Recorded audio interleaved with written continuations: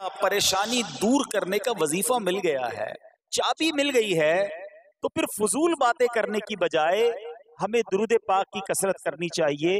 صلو علی الحبیب صلی اللہ تعالی علی محمد صلی اللہ علیہ وسلم۔ آج میں آپ کو اللہ کے ایک نبی کا واقعہ سنانا چاہتا ہوں۔ یہ واقعہ قرآن مجید میں بہت تفصیل کے ساتھ موجود ہے، اور یہ واقعہ ایسا ہے کہ میں ان نبی علیہ الصلوۃ والسلام کے عمل کا نام لوں تو نبی علیہ الصلوۃ والسلام کا نام آپ کے ذہن میں خود ہی آ جائے گا۔ یعنی انہوں نے وہ عمل ایسا کیا کہ اب ان کے نام کے ساتھ وہ عمل ایک خاص ٹیگ بن گیا ہے۔ اور اگر میں اب عمل بتاتا ہوں، نام آپ خود بتائیں گے، اور ان کا عمل تھا کہ ان کے اندر کمال صبر تھا۔ اب یہ صبر کرنے والے نبی کون ہیں؟ صبر ایوب علیہ السلام۔ مشہور ہے دنیا میں کہ ایوب علیہ السلام کا جو صبر ہے وہ ضرب المثل بن گیا، وہ ایگزامپل بن گیا۔ صبر تو بہت سارے لوگوں نے دنیا میں کیا، مصیبتیں تو بہت سارے اللہ والوں پر آئیں، مگر حضرت ایوب علیہ الصلوۃ والسلام کو اس قدر کمال کا صبر جو ان کا تھا وہ کیا واقعہ ہے۔ تو آج مشکلیں ہیں، پریشانیاں ہیں، ٹینشن ہیں، لوگ جب پریشان ہوتے ہیں تو صبر کا دامن تھامنے کی بجائے نارملی بے صبری، شکوے اور شکایات کی طرف جاتے ہیں۔ تو زندگی میں جب بھی کوئی معاملہ آئے نا، ہمیں اللہ کے کلام کی طرف رجوع کرنا چاہیے، اللہ والوں کی سیرت کی طرف رجوع کرنا چاہیے، اور رب کریم کے جو منتخب ترین بندے ہیں، دنیا کے افضل ترین جو افراد ہیں، وہ انبیاء کرام علیہ الصلوۃ والسلام ہیں۔ تو ہمیں جب بھی کوئی پرابلم آئے، جب بھی کوئی مسئلہ درپیش ہو، پہلے دیکھیں اللہ والوں نے اس موقع پر کیا کیا تھا، قرآن کیا کہتا ہے، حدیث کیا کہتی ہے، تو پھر زندگی میں چیزیں آسان ہو جاتی ہیں۔ تو حضرت ایوب علیہ الصلوۃ والسلام کی سیرت کے بارے میں جانتے ہیں کہ آپ حضرت اسحاق علیہ الصلوۃ والسلام کی اولاد میں سے ہیں، اور ان کی والدہ حضرت لوط علیہ الصلوۃ والسلام کے خاندان سے ہیں۔ اللہ تعالیٰ نے آپ کو ہر طرح کی نعمت سے نوازا تھا۔ آپ حسن و صورت والے بھی تھے، یعنی آپ کو اللہ پاک نے بہت خوبصورت بھی بنایا تھا، اور اللہ کریم نے مال بھی بہت دیا، اولاد میں بھی کثرت دی، یعنی ویل آف لائف تھی، خوبصورتی بھی ہے، مال بھی ہے، اولاد بھی ہے۔ اچھا، پھر ظاہر مال تھا تو گھر بھی تھے، جانور بھی تھے۔ اس زمانے میں جو ویلتھ ہوتی تھی، جو پیسہ ہوتا تھا، وہ جانوروں کی صورت میں ہوتا تھا۔ آج کل لوگ گاڑیاں رکھتے ہیں، سونا زیورات رکھتے ہیں، اس زمانے میں جانور ہوتے تھے۔ بلکہ اب بھی اگر پاکستان کے بھی آپ انٹیریئر کے ایریا میں چلے جائیں، گاؤں گوٹھ میں جائیں، تو لوگ اپنا مال و دولت سے جانور ہی خرید رہے ہوتے ہیں۔ ان کے نزدیک یہی ان کا جو ہے، وہ جو بھی ان کا کاروبار ہوتا ہے اور مال ہوتا ہے۔ اب آپ پر امتحان آیا، آزمائش آئی، اور وہ آزمائش کیسے آئی کہ پہلے آپ کا مکان گرا، اور خاندان کے جتنے افراد تھے اور آپ کے بیٹے تھے، جتنے بھی آپ کے بیٹے تھے نا، وہ سب اس مکان کے تلے دب کر انتقال کر گئے۔ اللہ اکبر۔ آپ کو آ کر خبر دی جاتی گئی کہ حضور آپ کا مکان گر گیا ہے، آپ کے بچے دب گئے اور دب کر ان کا انتقال ہو گیا ہے۔ آپ فرماتے تھے میرا کیا ہے، جس کا تھا اس نے لے لیا، جب تک اس نے مجھے دے رکھا تھا وہ میرے پاس تھا، جب اس نے چاہا اس نے واپس لے لیا، اسی نے دیا تھا نا۔ تھوڑی دیر بعد خبر آئی کہ آپ کے جتنے جانور تھے، ہزارہا اونٹ تھے، بکریاں تھی، ریوڑ کے ریوڑ تھے، سارے جانور جو ہیں وہ مر گئے۔ کسی نے آ کر کہا کہ اب آپ کی جتنی دولت تھی، جتنے جانور تھے، وہ بھی مر گئے۔ سبحان اللہ۔ آپ اللہ کا شکر بجا لاتے، کہتے یا اللہ، جو رب کا تھا اس نے واپس لے لیا، اسی کا تھا، جتنی دیر چاہا میرے پاس رہا، واپس لے لیا اس نے۔ میں اپنے رب کی رضا پر راضی، میں اس امتحان پر راضی ہوں۔ اللہ اکبر۔ اب کیا ہوا کہ آپ کی تمام کھیتیاں اور جو باغات تھے، بہت بڑی زمینیں تھیں، بڑے بڑے کھیت تھے، وہ بھی سارے کے سارے برباد ہو گئے۔ کسی نے آ کر بتایا کہ حضور اب تو کھیت بھی گئے، اب باغات بھی گئے۔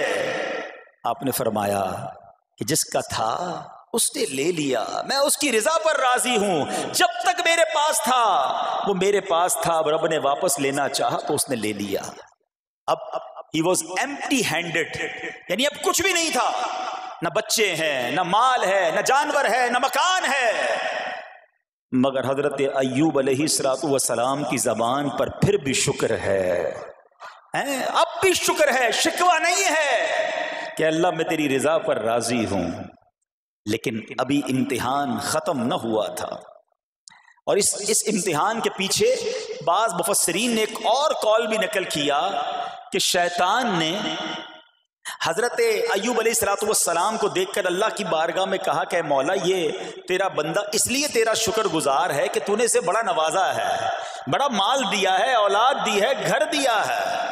تو اب رب کریم نے حضرت ایوب پر امتحان بھیجا تاکہ پتہ چلے کہ میرے نیک بندے امتحان کے بعد بھی صبر کرتے ہیں۔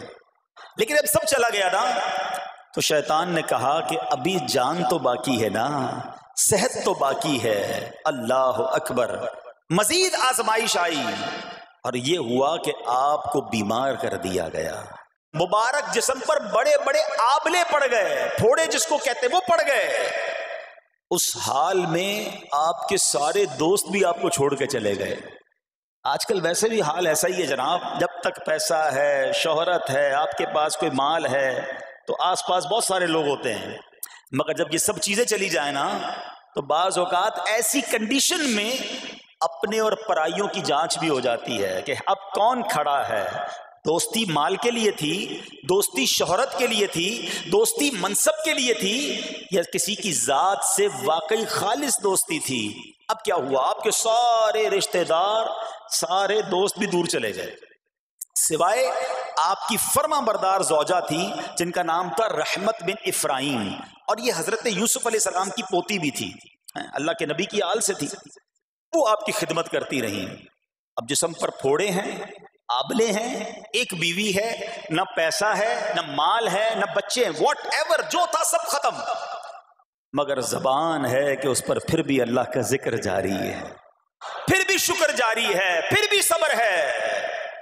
بات کرنا آسان ہے جناب، مشکل آئے اور صبر کرے بندہ، اصل امتحان یہ ہے۔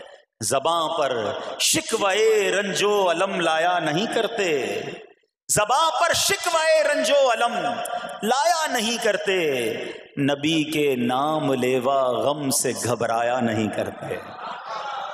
ہم میں سے کسی پر ایسی آزمائش نہیں آئی نا، چھوٹی موٹی آزمائشیں تو آتی رہیں گی۔ ایک بات یاد رکھنا، یہ زندگی کی جو گاڑی ہے نا، یہ مسائل کے پہیوں پر ہی چلتی ہے۔ ہمیں بعض اوقات کسی کی گاڑی، کسی کا مکان، کسی کا خوبصورت چہرہ، کسی کی مسکراہٹ دیکھ کر لگتا ہے یار یہ تو دنیا کا سب سے سخی آدمی ہے۔ ایسا نہیں، تو یہ نہ سمجھے کہ سارا جہان جناب سخی ہے اور میں اکیلا دکھی ہوں، ایسا نہیں ہوتا، بلکہ اس جہاں میں تقریباً ہر بندہ ایسا ہوتا ہے جس کے ساتھ کوئی نہ کوئی دکھ لگا ہوا ہوتا ہے، کوئی نہ کوئی پریشانی ہے، کسی کو مال کی پریشانی، کسی کو روزگار کی پریشانی، کسی کو بیماری لگی ہے، کسی کو اور ٹینشن ہے۔ تو یہ کبھی بھی نہ سوچے کہ میں زندگی گزاروں گا اور کوئی ٹینشن نہیں آئے گی، تیار رہو امتحان کے لیے، امتحان ضرور آنا ہے۔ اب کمال یہ ہے کہ اس امتحان میں پاس کون ہوتا ہے۔ حضرت ابراہیم پر امتحان آیا، زبان پر صبر ہے، شکر ہے، شکوہ نہیں ہے۔ اب کیا ہوا کہ آپ کا سال ہاں سال تک یہ حال رہا، یہ 2-4 مہینے کا پرابلم نہیں تھا، کئی سال تک آپ بیمار رہے۔ آپ کی زوجہ جو ہے وہ خدمت کرتی رہی۔ اچھا یہاں ایک غلط فہمی دور کر دوں کہ کچھ لوگ یہ کہتے ہیں، یہ کتابوں میں پتہ نہیں کچھ کتابوں میں لکھ دیا گیا کہ حضرت ایوب علیہ السلام کو معاذ اللہ کوڑ کی بیماری ہو گئی تھی۔ ایسا بالکل نہیں تھا، کوڑ کی بیماری نہیں ہوئی تھی، بلکہ نہ کوڑ ہوا نہ جزام ہوا، آپ کو جسم پر پھوڑے پھنسیاں جن کو کہتے ہیں آبلے نکل آئے تھے، کیونکہ کوڑ کی بیماری وہ ہوتی ہے کہ جس سے لوگ نفرت یا حقارت کرتے ہیں۔ اللہ کے کسی بھی نبی کو کبھی بھی کوئی ایسی بیماری نہیں ہوئی جس کی وجہ سے لوگ اس سے حقارت یا نفرت کریں یا دور بھاگیں، کیونکہ اللہ نے ان نفوس قدسیہ کو، ان نیک بندوں کو، ان منتخب شخصیات کو لوگوں کی ہدایت کے لیے بھیجا ہے۔ ان کو کبھی کوئی ایسی چیز نہیں ہوئی کہ جس سے لوگ گھن کھا کر دور بھاگیں، تو یہ بالکل غلط ہے۔ البتہ آپ کے جسم پر آبلے تھے، پھوڑے تھی، اور اللہ اکبر آپ اس حال میں کیا رب سے عرض کرتے تھے؟ آپ عرض کرتے تھے، قرآن میں یہ الفاظ موجود ہیں، انی مسنی الضر وانت ارحم الراحمین۔ ترجمہ کیا ہے؟ مجھے تکلیف پہنچی اور تو سب مہر والوں سے بڑھ کر مہر والا ہے، رحم کرنے والوں میں سب سے بڑھ کر رحم کرنے والا ہے۔ یعنی اللہ کی بارگاہ میں یہ عرض کرتے تھے، یا اللہ تکلیف پہنچی ہے، رحم تو نے کرنا ہے، تو ارحم الراحمین ہے۔ زمانے سے نہیں کہتے تھے۔ یہاں ایک اور پرابلم ہے، میں کوئی مسئلہ ہوتا ہے، پرابلم آتی ہے، ہم ساری دنیا سے کہتے ہیں یہ مسئلہ ہو گیا، یہ پرابلم ہو گئی۔ نہیں، ساری دنیا میں سے کوئی آپ کا مسئلہ حل نہیں کر سکتا۔ اس سے بات کرو نا جو مسائل کو حل کرنے والا ہے، اس سے عرض کرو نا جو مصیبت کو دور کرنے والا ہے۔ ادھر ادھر جانے کی بجائے پرابلم یہ ہے، جب بھی مشکل آتی ہے ہم سب کے پاس جاتے ہیں، ہم رب کے پاس نہیں جاتے ہیں۔ جاؤ اس کے پاس جو حل المشکلات ہے، جو مصیبتوں کو حل کرنے والا ہے، اس کی بارگاہ میں فریاد کرو۔